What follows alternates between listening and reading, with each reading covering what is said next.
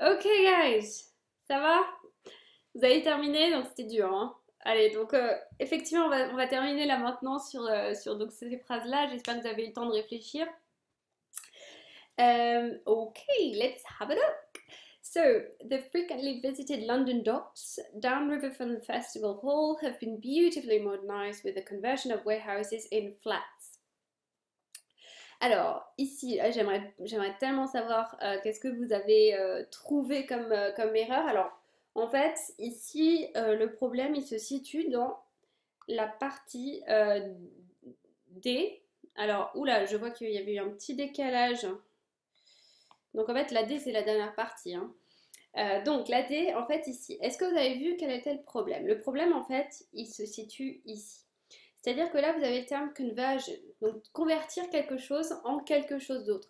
Donc dès lors que vous changez d'endroit, par exemple, vous êtes à l'extérieur de la place, vous rentrez, vous n'allez pas dire to come in, you come into the room, parce que vous avez changé d'espace. Et ben c'est la même chose pour tout ce qui est transformation d'un objet. Donc par exemple, to turn something into something else, ben, c'est transformer quelque chose en quelque chose d'autre, right?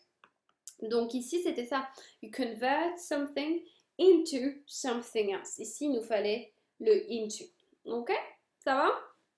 Allez, next one. On continue, on regarde la deuxième. Donc là, c'était un problème de préposition. Donc ça arrive, hein, c'est les prépositions comme tout à l'heure. Damn it. Allez, second one. British pubs are known throughout the world for their warmth and hospitality, and they are among the best places to have a reasonably priced good lunch. Donc, qu'est-ce qui ne va pas ici alors? Est-ce que vous avez entendu que là il y avait un petit souci peut-être dans la partie B? La partie B ici, en fait c'est l'inverse de tout à l'heure, c'est-à-dire qu'on avait my et on devrait avoir mine, et là on a theirs qui veut normalement dire les leurs. Donc theirs il fonctionne tout seul normalement. Or ici bah, il nous faut juste donc theirs c'est les leurs, right? Theirs. Donc là en fait le S on ne doit pas mettre de S ici. Donc c'est leur chaleur, right? Ok? Next one. The terrorist was arrested in conditions that the authorities didn't want to comment on. However, when journalists claimed that he was witness to a scene with a lot of violence. Le problème, il est là. Je fais pas trop de suspense, hein, désolé. Donc en fait ici il faut un accord. Donc ça c'est quelque chose qu'il faut bien vérifier aussi, c'est la différence entre bah, tout ce qui est partie passé, partie présent, ED, ING ou pas du tout. Donc en fait le terroriste c'est comme en français, il a été arrêté et, d'accord? Donc là, he was arrested. Ok? He was arrested. Donc après c'est pas la peine de lire la fin de la phrase. Alright? Ensuite, alors attendez, je réponds juste à une petite question qui est très intéressante sur Among the. Effectivement, c'est comme One of the, voilà, c'est toujours avec un pluriel. D'accord? Donc one of the, among the, voilà, il y en a plus qu'un seul, donc on va utiliser un pluriel. Absolument. Alors, la question 4. In the aftermath of the terrible tsunami, the devastated countries must put in place a global warning system which guarantees that fewer lives are lost. Alors, ici, il y a quelque chose d'intéressant, c'est le début, là, juste une petite parenthèse vocabulaire. Désolée, je fais toujours des digressions. Donc, in the aftermath of, ça c'est très utile. Ça veut dire dans le sillage de quelque chose, c'est toujours négatif in the aftermath of. Et c'est comme in the wake of something. Et ça, c'est assez utile pour, par exemple, vos oraux, lorsque vous aurez à présenter un sujet qui est lié à l'actualité. Donc, in the wake of something, in the aftermath of something. Donc ça, c'est des expressions qui sont intéressantes et on ne sait jamais, ça peut tomber aussi dans le vocabulaire ou voilà, dans la partie 2. Donc, en revanche, tout va bien ici. The devastated countries must. Bon, jusqu'à là, tout va bien. En revanche, là, vous avez remarqué qu'il y avait un tout qui n'allait pas, puisque vous savez que les modaux sont toujours suivis. Modal, je ne sais plus écrire. Plus infinitif, toujours. Donc là, le to, pas de to. Ça va? Donc si vous l'avez lu dans votre tête, peut-être que ça vous a un petit peu choqué d'avoir ce to. En revanche, j'attire votre attention un peu sur les stratégies des concepteurs de tests qui sont vraiment pervers. C'est-à-dire qu'ils aiment bien, voilà, ils mettent la barre là où il faut. voyez, genre on va mettre la barre entre le sujet et son verbe, comme ça, entre voilà l'article et le nom, vous voyez, dans votre tête vous les sépareriez et que vous voyez pas finalement l'erreur que vous auriez vue si la phrase était écrite normalement. Donc faites attention aux barres, d'accord? La façon dont elles sont placées sont toujours très stratégiques. Allez, on continue. Although no country has exactly the same culture like any other country, there are certain basic values that all developed countries have, or share, sorry. Alors là, le problème, il se situe dans la deuxième partie de la phrase, ici. Pourquoi? Parce que... Ah, excusez-moi, je fais une petite parenthèse puisque Vincent pose une question assez intéressante sur la phrase précédente. Excusez-moi, on va juste revenir parce que c'est intéressant. C'est-à-dire que vous proposez effectivement de mettre have to. Et en fait, bah là, c'est vrai qu'honnêtement, ici le must est plus justifié que le have to. C'est vrai que c'est important ce que vous dites, puisque effectivement ça détermine est-ce que je considère que c'est le segment B ou est-ce que c'est le segment C qu'il faut. Et en fait ici, vu que c'est des règles, on comprend qu'il faut mettre en place des règles extérieures, donc c'est pas quelque chose qui vient de l'intérieur. Vous rappelez la différence entre must et have to. Voilà, must, c'est l'idée de règles qui soit un petit peu objective. Vous voyez, you mustn't smoke in the room. Vous n'avez pas le droit de fumer dans la pièce. I have to, c'est souvent voilà, c'est plus personnel. Donc ici, en fait, le must, on va garder must et pas have to. Ok? Allez, on continue Ouf. Voilà, après cette petite aparté, on revient donc sur la phrase suivante. Et en fait, ici, le problème, il est ici. C'est-à-dire que là, vous avez the same culture.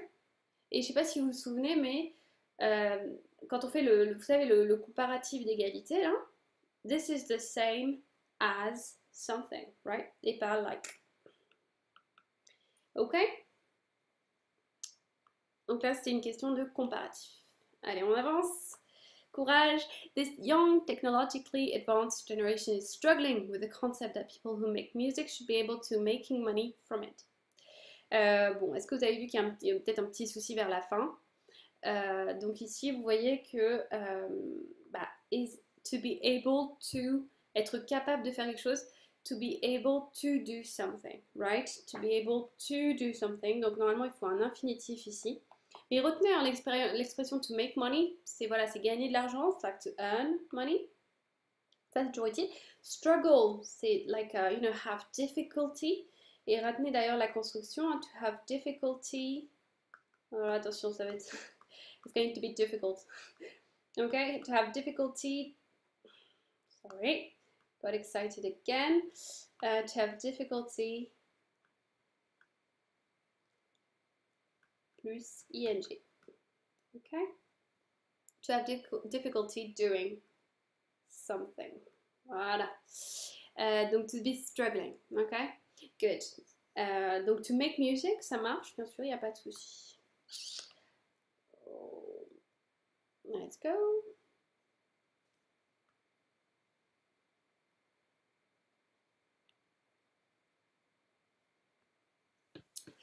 Alors, on y va. Napoleon developed a number of innovative military strategies that led to many successful campaigns, and surprising victories, as well as some spectacular failures. That's a nice narrative of our history. Okay, so Napoleon developed, ça c'est toujours bien, petit parallèle ici, faites attention de bien accentuer la deuxième syllabe. Ça, c'est une erreur qu'on entend tout le temps à l'oral, donc autant se préparer. Hein, c'est bien developed et pas autre chose. Bon, parenthèse.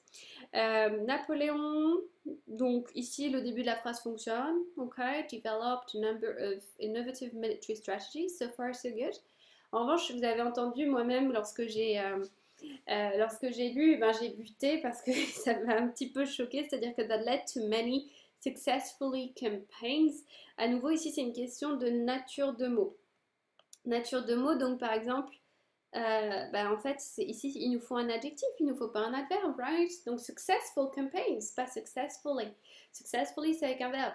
he successfully opened the door. Voilà, il a réussi, c'était avec succès. Voilà, petit parallèle, Vincent, j'ai vu votre question, on en parle, peut-être revenir à la fin sur cette question-là pour pas trop ralentir tout le monde, mais je vais y répondre, ne vous inquiétez pas. On avance. The world must decrease its emissions of greenhouse gases. This can be done with technology, know-how, and practical solutions that already be developed. Alors ici, il y a des choses intéressantes, même du point de vue de vocabulaire. Il faut savoir tous ces termes-là, vous savez, l'environnement, tout ça, puisque vous en aurez probablement besoin pour les euros. Donc je vous rappelle, un greenhouse gases, c'est les gaz à effet de serre. Donc les émissions de gaz à effet de serre, c'est tout à fait correct. Technology, know-how. Alors on aurait pu se poser la question, c'est un peu trop proche du français. Non, malheureusement c'est bon, ça c'est bon, c'est le savoir-faire, c'est exactement le même terme. En revanche, peut-être ça vous a un petit peu, voilà, un petit peu intrigué, ce qui vous a un petit peu intrigué, c'est la dernière partie. And practical solutions that already be developed. Vous vous rappelez tout à l'heure, on a vu que already, c'est toujours avec un present perfect. Et vous voyez que là, il y a un problème de verbe, en fait. Là, il n'y a pas de verbe, c'est un peu tronqué. Donc là, on va dire que c'est have, right? That have already been developed. Okay? They have already been developed. On les a déjà, voilà, on les a déjà développés. Already, toujours have. Okay? Good. Allez, let's carry on. So now that the euro has been in use since several years, on s'arrête. On s'arrête. On s'arrête. Parce qu'ici, il y a un petit souci. Since. Since, on l'a vu tout à l'heure, hein. Since, c'est le début de l'action, alors que for, c'est la durée. Donc ici, il ne faut pas since, il nous faut for. Là, en revanche, le verbe, il est tout à fait correct. Donc, vous voyez ici, même pas besoin d'aller plus loin. C'est bon. Mais j'attire quand même votre attention sur to be beneficial for. Ça, c'est utile parce qu'à l'oral, vous avez envie souvent d'utiliser le mot good. This is good for something. Beneficial is a good synonym for that. Okay, let's carry on. I would never have accepted the assignment if I had known how the work would be difficult and how little leisure time I would have. Donc en fait ici c'est how, là il y a un problème de construction dans la troisième partie de la phrase, ici. How the work would be difficult. En fait regardez, là c'est la forme correcte. How, sujet, et ensuite vous avez votre construction verbale. Donc how difficult the work would be. Ok? Donc en fait ici, là on va utiliser l'adjectif. Combien le travail serait difficile. Donc how difficult the work would be. Ok? Ça va?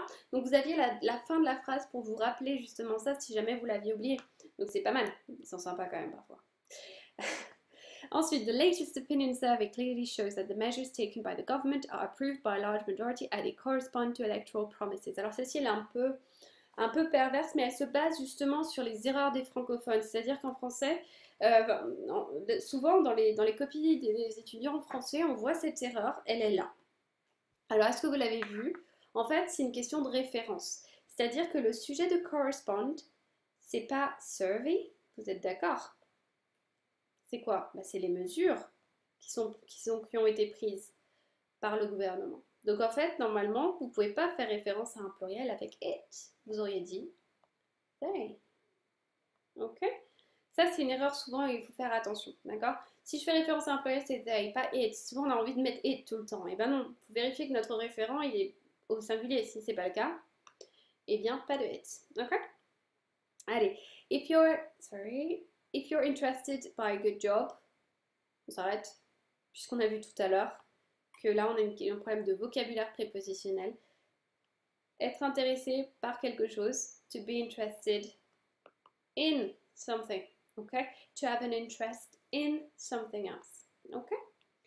Ensuite, I was delighted when they made me responsible of the international project to develop our image and boost our presence in Asia. Alors, I was delighted, j'étais vraiment ravie. Alors là, est-ce que vous voyez le problème avec cette portion de phrase? Cette portion de phrase, eh bien, c'est du calque. C'est du calque du français. On m'a on m'a fait responsable du projet. Or, en anglais, en fait, responsible, c'est très négatif. if you make me responsible, if you hold me responsible for something, eh bien ça veut dire que vous me tenez pour responsable de quelque chose, right? You blame me, ce que vous connaissez peut-être, hein? Que you blame me for something, it's like you hold me responsible, it's my fault. Donc c'est pas du tout le sens ici, hein. Donc tout ça c'est très négatif. En revanche, they made me, ce qu'on dirait, non en fait il n'y a pas de terme pour dire le responsable, on va dire to be in charge. Donc they made me in charge of the project, ok? Allez, encore quelques petites minutes d'attention et d'effort. I can't understand why American television shows glorify characters like Dexter, who routinely breaks the law and also is antisocial as well. La fin, la fin, elle est un peu bizarre. Je pense que vous l'avez vu. C'est-à-dire que là, on a ce qu'on appelle un pléonasme, c'est-à-dire qu'on a deux fois la même chose. Donc ici, le also n'est pas utile. Donc ça, c'est aussi possible, hein, les fautes de style, en fait, des répétitions, les pléonasmes, ça c'est très très courant justement dans les tests aussi, parce que c'est des choses qu'ils reprochent aux candidats, en fait. Si vous regardez un peu les rapports de jury, parfois, et voilà, ils disent, il y en a assez qu'on se répète, on dise deux fois la même chose. Donc voilà, ça c'était le problème ici, ok? Et puis la dernière, so we have spent hours analyzing previous exams, but this year the marketing exam was tougher than any we'd seen so far. Tougher, donc ça veut dire que c'était plus dur que, donc en revanche là vous vous souvenez, comparatif c'est à nouveau un classique des familles, donc comme tougher, en revanche là on a toujours than, ok, et pas that. Right? Ok? Alors, bon, on arrive maintenant à la fin. Donc, juste pour répondre à votre question, Vincent, en fait, le to plus ing, c'est. Donc, Vincent posait une question là sur justement la structure to plus ing. Donc, est-ce qu'elle existe? Déjà, oui, elle est très rare, puisque vous savez qu'en fait, c'est une forme aberrante en fait, le to plus ing, c'est mettre deux choses qui en fait n'ont rien à voir. Donc elle est très rare, elle existe que sur un nombre très limité de verbes. Ce que vous pouvez retenir, donc c'est to look forward to, que vous connaissez peut-être. Attendez, je vais effacer tout ça. Je vais juste vous en mettre quelques-uns. Voilà, c'est assez rare quand même. Honnêtement, celui qui vous est souvent proposé en fait, c'est le look forward to, qui veut dire j'ai hâte de faire quelque chose. I look forward to, et celui-là effectivement c'est to plus ing. Vous avez admitted to admit, qui veut dire il a admis avoir fait quelque chose. Vous avez quoi d'autre? Attendez, j'essaye d'effacer cette chose-là, mais elle ne peut pas partir, hein, c'est pas grave. Vous avez object to. Voilà. Bon, ça c'est vraiment les trois qui reviennent le plus souvent. Mais sinon c'est quand même assez rare. Donc pas de panique, retenez surtout celui-là. Ok? Bon, eh bien écoutez, on a été extrêmement prolifique ce soir. On est resté très longtemps ensemble. J'espère que vous avez appris quelques petites choses. Parfois voilà, on a été un peu rapide. Je voulais juste vous rappeler quelque chose de très simple qui est just practice makes perfect. Donc n'hésitez pas à aller voir, vous savez, toutes les annales qui sont sur internet, faites-les again and again. Bon, pas pour tremplin, pas pour passerelle, hein, puisque vous y allez quand même demain. Mais en revanche, pour tremplin, allez-y, hein, refaites-les, refaites-les. Et surtout, quand vous avez fait un test, ne regardez pas juste vos bonnes et mauvaises réponses, ça sert absolument à rien. Regardez, essayez de comprendre pourquoi vous avez fait des erreurs. Et un jour, 2 jours plus tard, vous refaites le même test pour vérifier que vous avez intégré votre erreur, d'accord? Parce que sinon, ça ne sert à rien de juste faire des tests pour faire des tests, d'accord? Donc, essayez au maximum de revenir sur les tests que vous avez déjà fait. Et donc, bon, allez, je me tais. Bon courage, bonne soirée, puis bientôt. Bye bye!